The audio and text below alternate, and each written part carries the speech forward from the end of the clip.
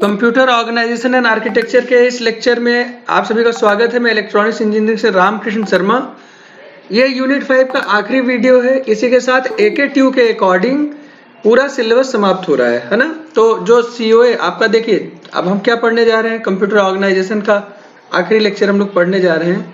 और इसमें अगर हम सीधे सीधे बात करें तो हम ये देख रहे थे कि हम लोगों ने यूनिट 1 से स्टार्ट किया, जिसमें इंट्रोडक्टरी पार्ट हम लोगों ने डिस्कस किया था। फिर उसके बाद अभी बहुत सारी चीज़ें हम लोग एक एक करके डिस्कस करते आए हैं। पहली यूनिट में हमने क्या डिस्कस किया था, अगर आपको याद हो तो क्या था, इंट्रोडक्शन टू डिजिटल सिस्टम। और इस डिजिटल सिस्टम के अलग अलग आयाम थे, जैसे प्रोसेसर ऑर्गेनाइजेशन हो गया है ना, रजिस्टर ऑर्गेनाइजेशन हो गया, स्टैक ऑर्गेनाइजेशन हो गया, एड्रेसिंग मोड कैसे आप एड्रेस करते हैं, फिर डेटा बस क्या होता है, एड्रेस बस मतलब सिस्टम बस की हमने बात किया था है ना। ये सारी चीज़ें यूनिट 1 में। तो एक तरह से कंप्यूटर के जो बेसिक फंक्शंस हैं उन सबको एक साथ जब असेंबल करते हैं तो वो इंट्रोडक्शन था यूनिट 1 में।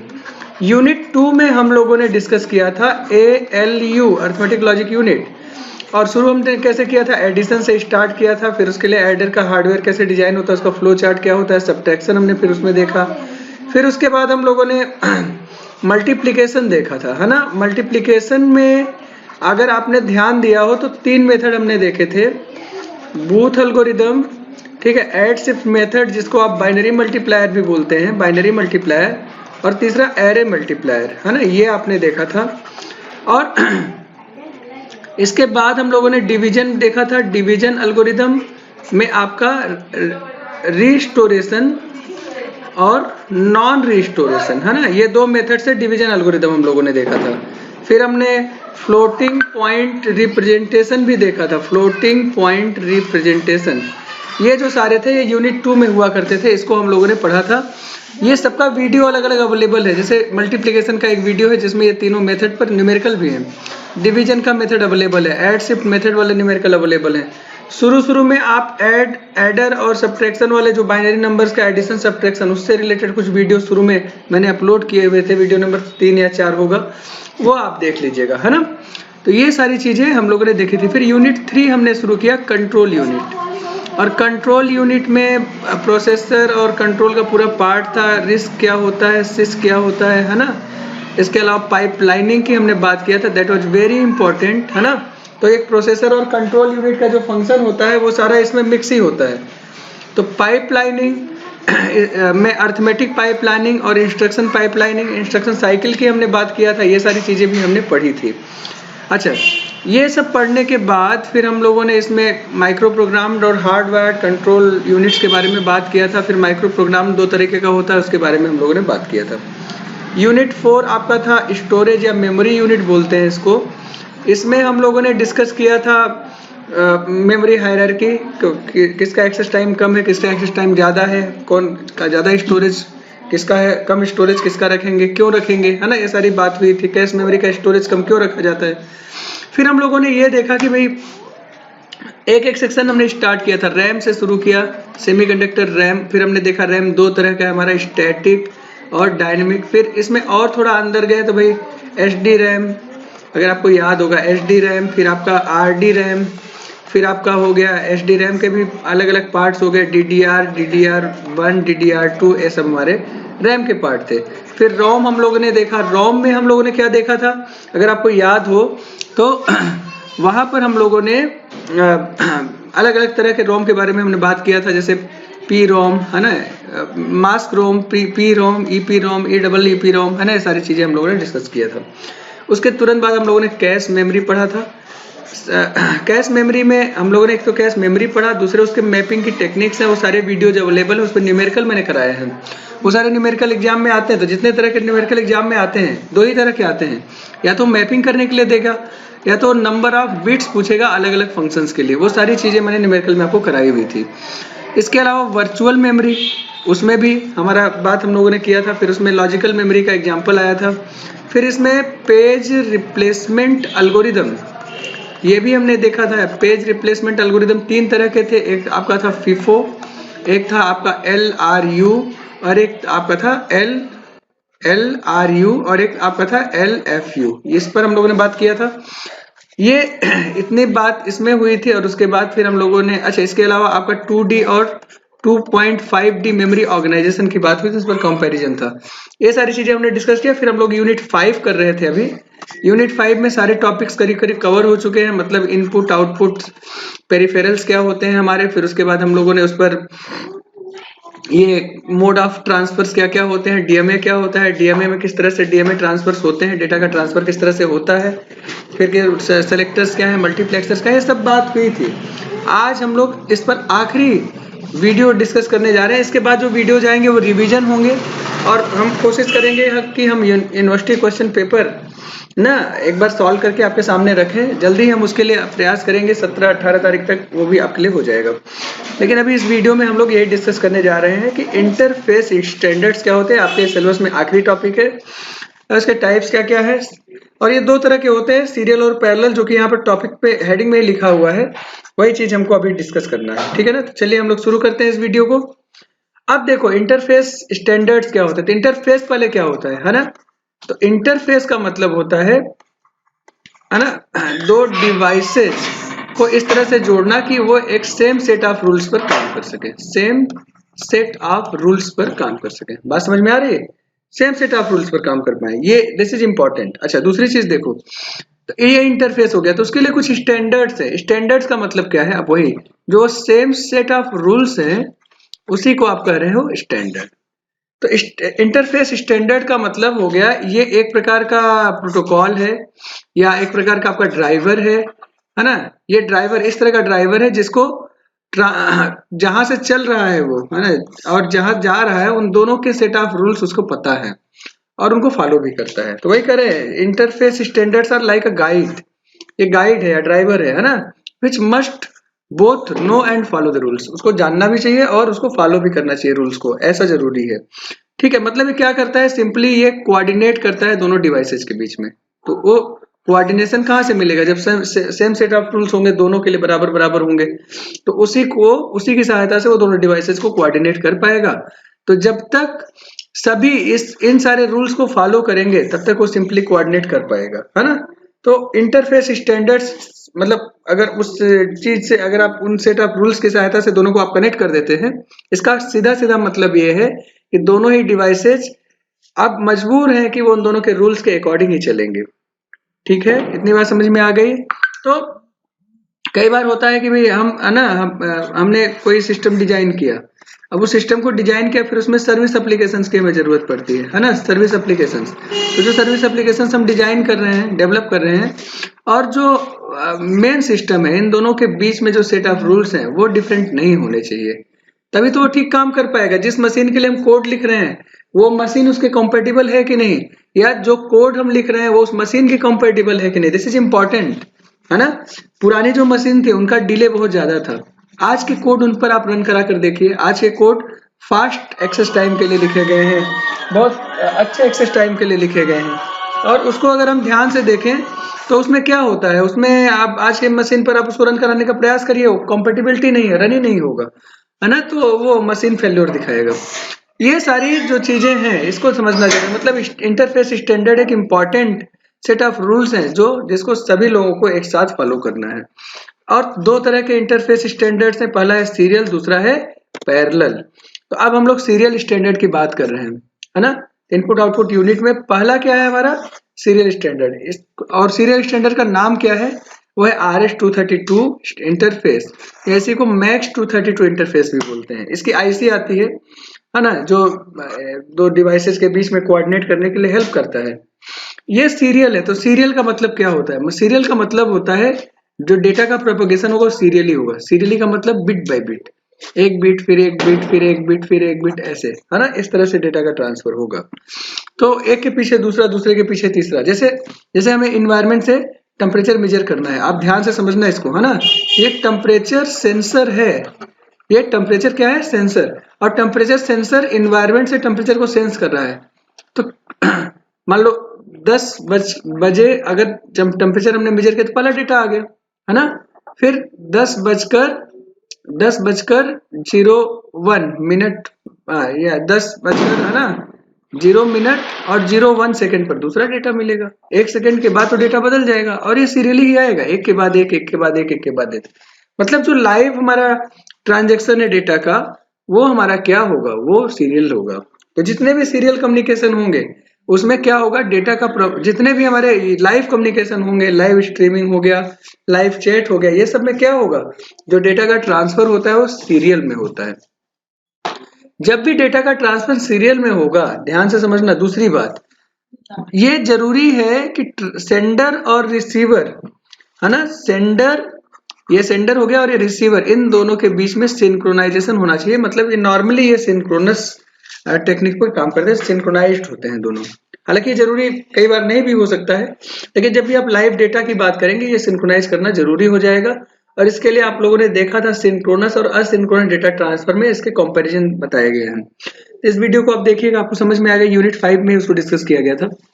तो RS-232 जो आपका इंटरफेस है, ये ना अलग अलग कंट्रोल सिग्नल्स को डिफाइन करते हैं, डेटा लाइंस को इनेबल करते हैं, ठीक है, जिसकी सहायता से DTE, इसका पूरा नाम है डेटा टर्मिनल इक्विपमेंट, ये भी आपका है डेटा टर्मिनल इक्विपमेंट। DTE से DTE के बीच में हमें डेटा का ट्रांसफर करना है, यहाँ डेटा भेजना है। बात समझ में आ गई? लेकिन अब ये दोनों तो डिफरेंट पैरामीटर्स के सेट किए जा सकते हैं। तो क्या करेंगे हम, तो इनके बीच में जो कम्युनिकेशन होगा वो हम किसके थ्रू कराएंगे, हम ऐसे डिवाइसेस के थ्रू कराएंगे जो इंटरफेस होगा इन दोनों के बीच का, और वो सेम क्लॉक पर काम करेगा। सेम क्लॉक पर काम करने का मतलब ये जो मॉडेम है ये सिंक्रोनाइज्ड है। तो जो हमारा ट्रांसमीटर, ये ट्रांसमीटर सेक्शन में दोनों लगे हैं और ये रिसीवर सेक्शन में। तो ट्रांसमीटर सेक्शन में DTE कुछ डेटा मॉडेम को सेंड करेगा और मॉडेम उस डेटा को सीरियली प्रोपेगेट कराएगा to the modem of receiver side. और जब रिसीवर साइड में डेटा पहुंच जाएगा उसके बाद फिर ये किसको सेंड करेगा, DTE कंप्यूटर रिसीविंग टर्मिनल पर जो दूसरा कंप्यूटर अवेलेबल है उसको सेंड कर देगा। ठीक है, इस बीच में अगर डेटा को हमें दूर तक सेंड करना है तो अब इसमें अलग अलग टेक्निक आप यूज कर सकते हैं ना। आप इसमें अलग अलग मॉड्यूलेशन टेक्निक्स यूज कर सकते हैं, ठीक है, या जो भी इंक्रिप्शन डिक्रिप्शन ये सब करना है सब यहाँ पर करके फिर आप इसको प्रोपेगेट करा सकते हैं। अभी इस पर बात नहीं करेंगे हम लोग। तो DTE से DTE के बीच में डेटा ट्रांसफर के लिए हम सिंक्रोनाइज्ड मॉडेम्स को यूज कर रहे हैं, ठीक है। जैसे आप यहाँ पर वैसे कंट्रोल सिग्नल्स को आपको एग्जाम में लिखने की जरूरत नहीं पड़ती है, लेकिन मैं कुछ बता देता हूँ। जैसे ग्राउंड है आपका, तो ग्राउंड का मतलब क्या है, ग्राउंड का मतलब है कि ये हमारा एक कॉमन 0 वोल्ट है जिसके रिस्पेक्ट में बाकी सारे वोल्टेजेस यहाँ पर डिफाइंड होंगे। ऐसे TD हमारा क्या है, ट्रांसमिट डेटा, RD क्या है, रिसीव डेटा। ऐसे और भी बहुत सारे सिग्नल्स हमारे अवेलेबल हैं, इन सब के बारे में भी बात नहीं कर रहे हैं। लेकिन ये जो सिग्नल्स हैं इनकी सहायता से ये दोनों के बीच में कम्युनिकेशन होता है, DCE और DTE। DCE का फुल नेम क्या है, DCE का फुल नेम है डेटा जो कम्युनिकेशन के लिए यूज होगा उसका नाम है डेटा कम्युनिकेशन इक्विपमेंट। समझ में आ रही? ये क्या है, data terminal equipment, terminal and पर है ये, या ये तो ये डेटा सेंड करना है या तो ये डेटा को रिसीव करेगा, है ना, ये यहाँ पर पहुंचना है या तो यहाँ से भेजना है। लेकिन जो कम्युनिकेट कर रहा है वो कौन है, वो DCE है, डेटा कम्युनिकेशन इक्विपमेंट। करेक्ट है कि नहीं करेक्ट है? यस। और दोनों ही एंड में होगा। तो कम्युनिकेशन इक्विपमेंट्स आपस में कम्युनिकेट करते हैं और फिर वो डेटा टर्मिनल से या तो आ रहा है मॉडेम की तरफ या तो मॉडेम से वो टर्मिनल की तरफ जा रहा है, according to the sections whether these devices are used in transmitter section और receiver section। ओके है कि नहीं? इतनी बात समझ में आ गई। तो ये जो डेटा हमारा ट्रांसमिट हो रहा है उसको आपने मॉड्यूलेट कर दिया। एम्पलीट्यूड मॉड्यूलेशन आपने फर्स्ट ईयर में पढ़ा था, आपको पता है। वैसे यहाँ पर अलग अलग तरह के मॉड्यूलेशन टेक्निक्स यूज किए जाते हैं। डिजिटल में भी बहुत सारे मॉड्यूलेशन टेक्निक्स होते हैं जिसको हम यूज कर सकते हैं, ASK, FSK, है ना, FSK, PSK, ये सब हमारे ना डिजिटल में मॉड्यूलेशन टेक्निक्स होती है। ऐसे एनालॉग में मॉड्यूलेशन टेक्निक्स होती है हमारी AM, PM, FM, ये सारी मॉड्यूलेशन टेक्निक्स होती हैं। इसमें भी बहुत सारे अलग अलग फिर और भी चेंजेस हैं, बहुत सारे ना डेल्टा मॉड्यूलेशन और ये सब जितने हैं वो सब इसमें डिस्कस किए जाते हैं। खैर उसकी बात नहीं करेंगे, लेकिन ये हम कह रहे हैं कि जो मॉडेम है वो मॉड्यूलेट करता है डिजिटल इंफॉर्मेशन को, ठीक है, कैरियर सिग्नल के साथ, और उसके बाद फिर वो सुटेबल जो ट्रांसमिशन इन्वायरमेंट होगा उसी के ऊपर वो उसको सेंड कर देगा, ठीक है। और रिसीविंग मॉडेम उसको रिसीव करेगा, रिसीव करने के बाद इसमें जो कैरियर सिग्नल है उसको अलग करेगा और डेटा को डिमॉड्यूलेट कर लेगा। डिमॉड्यूलेशन का मतलब ये होता है ओरिजिनल डेटा को ले लेना, वापस लेना। इतनी बात समझ में आ गई? तो इससे क्या हो गया, रिसीविंग कंप्यूटर पर वो जो हमारा सिग्नल है ना, signal is back into the digital form. तो ये एनालॉग फॉर्म में है, तो आपको बीच में जो गायब हो मैं बताता हूँ। तो ये आपका डेटा है, यहाँ पर आपका क्या है, ये डिजिटल फॉर्म में डेटा है। ये डिजिटल डेटा को आप अगर कैरियर सिग्नल के ऊपर मॉड्यूलेट करोगे तो इसको D to A, digital to analogue converter की सहायता से पहले कन्वर्ट करने पड़ेगा एनालॉग फॉर्म में। ऐसे ही दूसरे एंड पर यहाँ पर A to D लगा होगा। A to D क्या करेगा, इस डेटा का एनालॉग फॉर्म को डिजिटल फॉर्म में कन्वर्ट करेगा, ठीक है। उसके बाद ही डिजिटल फॉर्म में इसकी प्रोसेसिंग होगी। तो जो डेटा हमारा फाइनली मिलता है कंप्यूटर को वो डिजिटल फॉर्म में मिलता है। ऐसे ही डेटा जो हमारा सेंड किया गया था वो भी डिजिटल फॉर्म में था, और बीच में जो प्रोपगेशन हुआ दूर तक, है ना, वो किस में होता है, एनालॉग फॉर्म में, जैसे एम्पलीट्यूड मॉड्यूलेशन, फ्रीक्वेंसी मॉड्यूलेशन, इन सब फॉर्म में हम भेज रहे हैं। तो मॉडेम हमारे क्या है, वो देखो ये बात यहाँ पर कह रहा है कि भाई मॉडेम जो है वो इन्फॉर्मेशन को साइन वेव कैरियर की सहायता से मॉड्यूलेट करके सेंड कर रहे हैं। या तो एम्पलीट्यूड होगा, या तो फ्रीक्वेंसी होगा, या तो फेज होगा। हालांकि मैंने बताया ना, अब डिजिटल में भी ढेर सारी मॉड्यूलेशन टेक्निक्स अवेलेबल है, लेकिन बहुत दूर तक हमने कम्युनिकेट करना है तो हमें उसकी जरूरत पड़ेगी। तो हमारा सीरियल कम्युनिकेशन हो गया। पैरेलल कम्युनिकेशन में क्या होगा, पैरेलल कम्युनिकेशन में एक साथ मान लीजिए 8 बिट हम एक साथ ट्रांसफर कर रहे हैं, तो पैरेलली 8 बिट का यहाँ पर ट्रांसमिशन होगा। इसको बोलेंगे 8 बिट का पैरेलल इंटरफेस है ये। अब मेरी बात ध्यान से समझिएगा, इसका क्या मतलब है आप समझिए। अगर 8 बिट का डेटा एक साथ भेज रहे हैं, ऑब्वियस सी बात है वो सीरियली नहीं आ रहा है, वो एक साथ 8 बिट का डेटा कैसे जनरेट हो गया आप मुझे बताओ।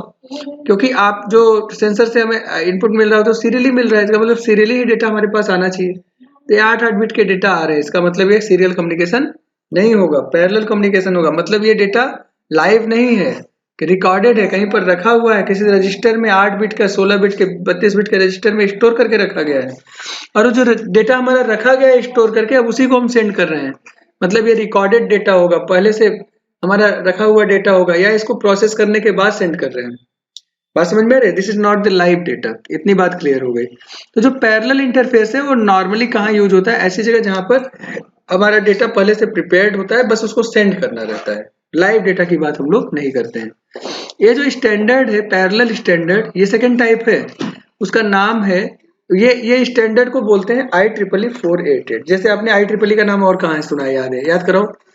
IEEE आपने पढ़ा था 754, और ये किसके लिए था, ये this was for representation of floating point, floating point को रिप्रेजेंट करने के लिए IEEE 754 यूज करते थे। याद आ गया, बढ़िया। तो वैसे ही पैरेलल इंटरफेस को डिफाइन किया गया है IEEE में 488, IEEE 488 की सहायता से, ठीक है। और ये किसने इसको इनिशियली, है ना, इसको किसने डेवलप किया था, हेलेट पैकर्ड, ठीक है। हेलेट पैकर्ड ने इसको डेवलप किया था, और ये किसके बीच में था, ये कुछ कंप्यूटर्स और इंस्ट्रूमेंट्स के बीच में कम्युनिकेट करने के लिए हुआ करता था। बाद में इसको इन्होंने नाम दिया था हेलेट पैकर्ड इंस्ट्रूमेंटेशन बस। ये जो स्ट्रक्चर आपके सामने है इसको मैं एक्सप्लेन करने जा रहा हूँ। ये क्या है, हेलेट पैकर्ड इंस्ट्रूमेंटेशन बस है। और अभी इसका क्या नाम पड़ गया है, इसका नाम रखा गया है जनरल पर्पज इंस्ट्रूमेंट बस। आज के समय में इसका क्या नाम है, जनरल पर्पज इंस्ट्रूमेंट बस। ये सारे याद रख लीजिए। अच्छा, अब दूसरी बात मैं करने जा रहा हूँ, है ना। अभी मैं नीचे की बात करूंगा। तो ये देखो, या मैं इसकी अभी कम्युनिकेशन की बात कर लेता हूँ। तो अब देखो यहाँ पर एक तो जिसको बात करनी है, अब डेटा को सेंड करना है ना, वो टॉकर है, और जहां पर डेटा रिसीव होगा वो लिसनर होगा।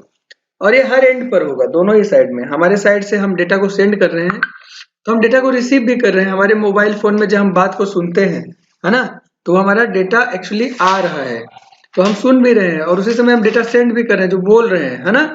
तो मतलब हमारे साइड में भी टॉकर और लिसनर दोनों साथ में है, दूसरे साइड में भी यही होगा। लेकिन यहाँ पर हम जब बात कर रहे हैं तो हम कह रहे हैं कि हम बात करने वाले हैं और दूसरा कोई सुनने वाला है, इनके बीच में कम्युनिकेशन होना है। और इनको जो कंट्रोल करेगा उसका क्या नाम है, कंट्रोलर है ना। तो वो सम सेट ऑफ रूल्स के साथ कंट्रोलर तैयार है, रेडी है। और जब भी टॉकर डेटा को सेंड करेगा और लिसनर तक वो पहुंचेगा, उसके बीच में जितनी भी कंट्रोलिंग हो रही है वो सब कंट्रोलर प्रोवाइड करता है। ये यहाँ पर आपको नीचे 8 लाइंस दिखाई दे रहे हैं जिनके लिए अलग अलग कंट्रोल सिग्नल्स दिखाई दे रहे हैं, जैसे DAV, NDAC, NRFD, ATN, EQI, IFC, REH, SRQ, ये सारे जितने भी सिग्नल है कौन जनरेट कर रहा है? This is generated by controller. ये कौन जनरेट कर रहा है? कंट्रोलर जनरेट कर रहा है। और इन सिग्नल्स में ऊपर के 3 सिग्नल्स हैंडशेक लाइंस हैं और नीचे वाले 5 सिग्नल्स जो हैं वो मैनेजमेंट लाइंस हैं। और इन 8 लाइंस की सहायता से कंट्रोलर टॉकर और लिसनर को इंस्ट्रक्शन प्रोवाइड कर रहा है। क्या प्रोवाइड कर रहा है? इंस्ट्रक्शन प्रोवाइड कर रहा है। और उसके अकॉर्डिंग कंट्रोलर टॉकर और लिसनर के बीच में ये 8 बिट का यहाँ पर डेटा बस है ना। ये डेटा बस है जो 8 बिट का है। मतलब इस लाइन के अंदर मैं इसको ना ये इस पोर्शन को मैं जूम कर रहा हूँ, जूम कर रहा हूँ। तो जूम करके अब मैं इतने बड़े में आपको दिखा रहा हूँ। इसमें देखो 1 2 3 4 5 6 7 8 इस तरह की लाइन है जिसको आप कंप्रेस करके एक लाइन में देख पा रहे हैं। समझ आ रही बात? चलो, तो 8 बिट का डेटा का ट्रांसमिशन इन तीनों के बीच में वो डेटा शेयर हो रहा है। और वो कंट्रोल कहाँ से हो रहा है? वो कंट्रोल हो रहा है इन 8 लाइन से जो नीचे बनाई गई है। इतनी बात समझ में आ गई? ठीक है। अब जरा समझिए, यहाँ 2 चीज लिखा है। एक है आपका हैंडशेक लाइंस और दूसरा मैनेजमेंट लाइन।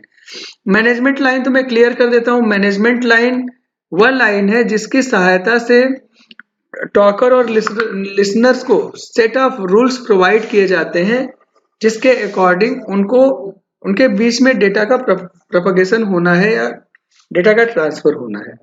उसके जो रूल्स हैं, सेट ऑफ रूल्स, वो मैनेजमेंट लाइन है। इतनी क्लियर हो गई कि नहीं होगी बात? अब बचा हैंडशेक लाइन। हैंडशेक लाइन वो सिग्नल्स है जो ये डिसाइड करेंगे कि अब हमारा कम्युनिकेशन शुरू होगा या अब हमारा कम्युनिकेशन खत्म होगा। तो चलो हम जरा हैंडशेक पर जरा सी बात कर लेते हैं। हैंडशेक, जब हम 2 लोग मिलते हैं तो 2 लोगों में पहले मैंने हाथ बढ़ाया, है ना, फिर उसके बाद दूसरे ने हाथ बढ़ाया और दोनों ने फिर हाथ को मिलाया। ये 3 स्टेप हो रहा है इसमें, है ना। ठीक वही चीज कंप्यूटर में होता है, लेकिन अब हाथ तो है नहीं, कंप्यूटर के पास तो सिग्नल अवेलेबल है, तो सिग्नल के फॉर्म में ये होगा। तो कैसे होगा ये? तो पहले कंप्यूटर ने एक सिग्नल भेजा कि डेटा रेडी है ना, डेटा इज रेडी। साथ साथ बोलोगे तो मजा आएगा, data is ready. Yes, data ready है। तो उसने इसके लिए एक सिग्नल भेजा, डेटा रेडी का सिग्नल। उसके रिस्पेक्ट में सेकेंड एंड एक एक्नॉलेजमेंट भेजेगा, एक्नॉलेजमेंट, है ना। एक्नॉलेजमेंट क्या होता है? एक्नॉलेजमेंट का मतलब होता है कि हाँ, आप डेटा भेजना चाह रहे हैं तो एकदम मैं रेडी हूँ, है ना, उसके लिए वो एक्नॉलेज करता है। तब तीसरे वाले, अब जब उसको एक्नॉलेजमेंट मिल गया तब ये एक सिग्नल भेजता है कि अब डेटा सेंड किया जा रहा है, data is now to send, data send किया जा रहा है। और उस कंडीशन में उसके तुरंत बाद जैसे ये सिग्नल प्रोवाइड करता है, ये 3 वे हैंडशेकिंग है। क्या है ये? 3 way handshaking. 1 line, 2 line, 3 line की जरूरत पड़ती है। अब ये इसको मिल गया, ये भी रेडी हो गया डेटा को लेने के लिए, ये रेडी हो गया डेटा को सेंड करने के लिए। बात समझ में आ गई कि नहीं आ गई? और ये जो तीसरी लाइन है इसमें वो एग्रीमेंट भी शामिल होता है, क्योंकि इन दोनों सेम क्लॉक पल्स से कनेक्टेड हो ऐसा जरूरी नहीं है। तो ऐसी कंडीशन में क्या हो सकता है, ये दोनों उन सेट ऑफ रूल्स को फॉलो करेंगे जिसमें स्पीड का एग्रीमेंट है। इसके लिए आप असिंक्रोनस कम्युनिकेशन देखिए एक बार, 2 वीडियो पहले है, उसमें आप देखेंगे तो स्पीड का एग्रीमेंट है। और स्पीड का एग्रीमेंट क्या कहता है कि भाई दोनों कॉमन स्पीड पर डेटा का ट्रांसफर करेंगे। इसमें कुछ स्टार्ट और स्टॉप बिट्स भी होंगे जो उसमें काम करेंगे। इतनी बात समझ में आ गई? तो हैंडशेक लाइंस जो होती हैं वो ये बताती हैं कि अब हमारा डेटा रेडी है। पहला लाइन, दूसरी लाइन में ये आता है कि डेटा रेडी है, तो वो आपका ये जो मैसेज है मुझे मिल गया। तीसरी लाइन फिर ये वापस भेजता है कि ठीक है, मैं डेटा सेंड कर रहा हूँ, है ना। और इसके बाद फिर उनके बीच में कम्युनिकेशन स्टार्ट हो जाता है। ठीक ऐसे ही कम्युनिकेशन एंड होने के लिए फिर से 3 वे हैंडशेकिंग होती है। तो टॉकर ये मैसेज भेजता है वापस, है ना, कि जो है ना, जो डेटा हमारे पास भेजा था हमने, अब वो समाप्त हो गया, इतना ही भेजना था। फिर उसको एक्नॉलेज करता है वो लिसनर कि हाँ ठीक है, आपका मैसेज मुझे मिल गया। फिर ये कहता है कि ठीक है, फिर हम स्टॉप करते हैं। और उसके बाद क्या हो जाता है, फाइनली ये कम्युनिकेशन स्टॉप हो जाता है। ये तीनों ही चीजें किसके द्वारा कंट्रोल की जा रही है? कंट्रोलर के द्वारा कंट्रोल की जा रही है। तो अब इसको पढ़ भी लेते हैं। तो this bus provides a means of making interconnection so that parallel data communications can take place among listeners, talkers and controllers.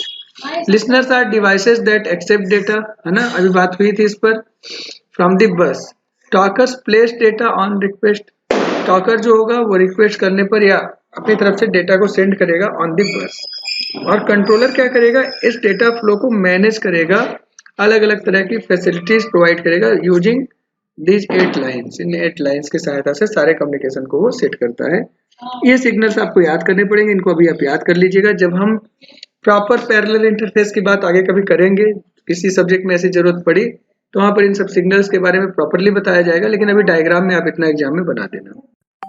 अब देखिए पैरेलल इंटरफेस और भी कई तरीके के होते हैं, जैसे ओपन एमपी आपका है ना, या कॉम ऑटोमेशन है। तो यहाँ पर जो भी चीजें आपको दी गई है उसको आप एज इट इज याद कर लीजिए, इसके बारे में भी जब आगे समय मिलेगा तो वहाँ बताया जाएगा। ये बस इतना ही अभी आप छोटा सा मैटर है जो पैरेलल इंटरफेस के साथ है, वैसे आप इतना एग्जाम में करके आएंगे तो आगे लिखने की जरूरत नहीं है, but this to you can add, है ना। यस, आइए हम लोग सीधे बात करते हैं comparison of serial and parallel interfaces. तो जब कंपैरिजन करते हैं तो उसके अलग अलग पैरामीटर्स की बात हम लोग करते हैं, जैसे मीनिंग एंड डेफिनेशन।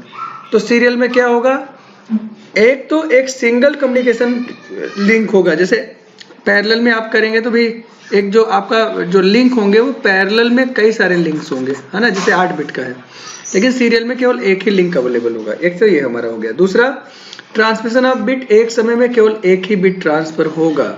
सीरियल में है ना एक ही लाइन तो अवेलेबल है, लेकिन पैरेलल में क्या होगा, जितनी लाइन्स हैं उतने बिट का डेटा एक समय में एक बार में ट्रांसफर होगा। बात समझ में आ गई, हर क्लॉक पल्स पर।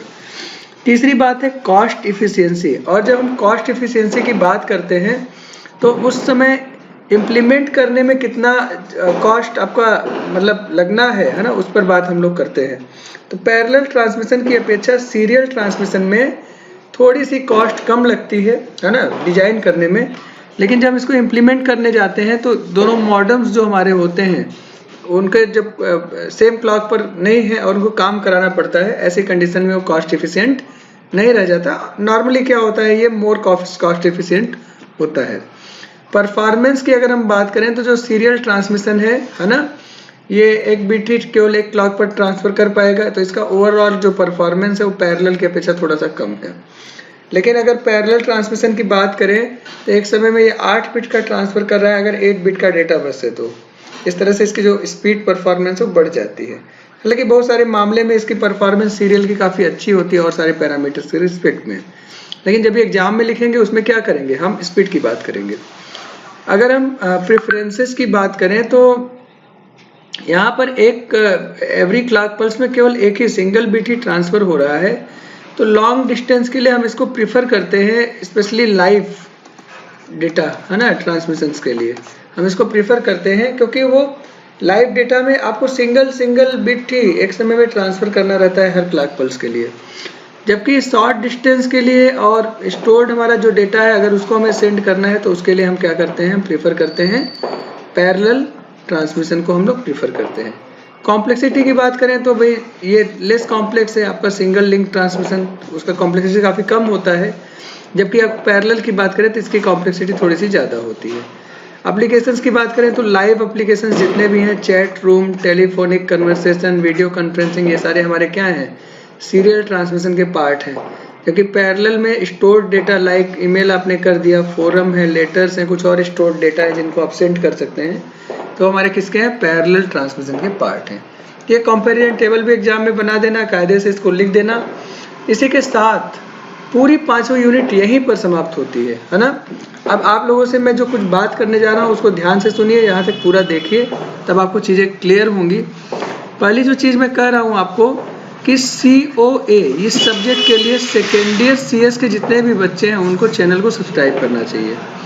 और आप सेकेंड ईयर से जब थर्ड ईयर में जाएंगे तो थर्ड ईयर में एक सब्जेक्ट आपको पढ़ना है GIS, है ना। ये ओपन इलेक्टिव सब्जेक्ट है, ओपन इलेक्टिव सब्जेक्ट है, जिसके वीडियोज इस हमारे चैनल में अवेलेबल हैं, तो आप इसका बेनिफिट उठा पाएंगे। अगर आप फर्स्ट ईयर में एडमिशन ले रहे हैं किसी भी ब्रांच के हों तो आपको फंडामेंटल ऑफ इलेक्ट्रॉनिक सर्किट है ना, फंडामेंटल ऑफ इलेक्ट्रॉनिक्स इंजीनियरिंग, इसको पढ़ने के लिए भी वीडियोज अवेलेबल हैं। वीडियोज का जो प्लेलिस्ट का नाम है वो है basic electronics engineering, basic electronics engineering, है ना। इसके अलावा बेसिक इलेक्ट्रॉनिक्स इंजीनियरिंग का एक न्यूमेरिकल सेक्शन भी है, बेसिक इलेक्ट्रॉनिक्स इंजीनियरिंग न्यूमेरिकल्स, है ना। ये न्यूमेरिकल सेक्शन भी है, वो भी एक आपका अलग से प्लेलिस्ट है। हालांकि अभी हम इसको मर्ज कर देंगे, इसके सारे वीडियोस को हम basic fundamental of electronics engineering के जो बेसिक इलेक्ट्रॉनिक्स इंजीनियरिंग चैनल है, प्लेलिस्ट है, उसी में हम मर्ज कर देंगे इसको। इसके अलावा अभी हम लोग यूनिवर्सिटी क्वेश्चन पेपर सॉल्व करने जा रहे हैं, यूनिवर्सिटी क्वेश्चन पेपर्स COA के लिए भी और इलेक्ट्रॉनिक्स के लिए भी। एकदम रेडी रहिएगा, सारा पढ़ने में मजा आएगा। और बीच में हम लोग YouTube की, है ना, लाइव क्लासेस भी चलाएंगे फ्री ऑफ कॉस्ट। क्या बोलेंगे? Free of cost. जिसको पढ़ना हो पढ़े, है, जिसको समझना हो समझे, जिसको एंजॉय करना हो एंजॉय करे आकर, है ना। लेकिन जिसको नहीं पढ़ना है उसके लिए क्या किया जा सकता है? तो ये हमारा है। आपको कोई कन्वर्सेशन करना है, VEUHV ramkesharma@gmail.com पर आप अपनी बात रख सकते हैं। वहाँ पर अपना कॉन्टैक्ट नंबर छोड़ दीजिए, तो उस पर भी आपसे बात हो जाएगी। इसके अलावा वीडियो के कमेंट बॉक्स में आप अप्रिशिएट हमें जरूर करें। ये सारी चीज़ें आपसे रिक्वायर्ड है, अपेक्षित है। COA का हमारी तरफ से जितना अच्छा कंटेंट वो खत्म हो गया। अब अगली बार अगले वीडियो में हम लोग जल्दी ही, है ना, यूनिवर्सिटी क्वेश्चन पेपर्स के साथ फिर से प्रेजेंट होंगे। उन सबके क्वेश्चन पेपर्स और उसके सॉल्यूशंस, इन दोनों की बात हम एक वीडियो में करेंगे। हर वीडियो में एक साल का पेपर उठाएंगे, ठीक है। इतनी बात हमको यहाँ पर करनी थी। अगले वीडियो के साथ जल्दी आप लोगों से हम फिर मिलेंगे। आपका एग्जाम बहुत अच्छा जाए, आप सफलता आपके कदम चूमे, आप सब अच्छे जगह पर जाएं, खूब तरक्की करें।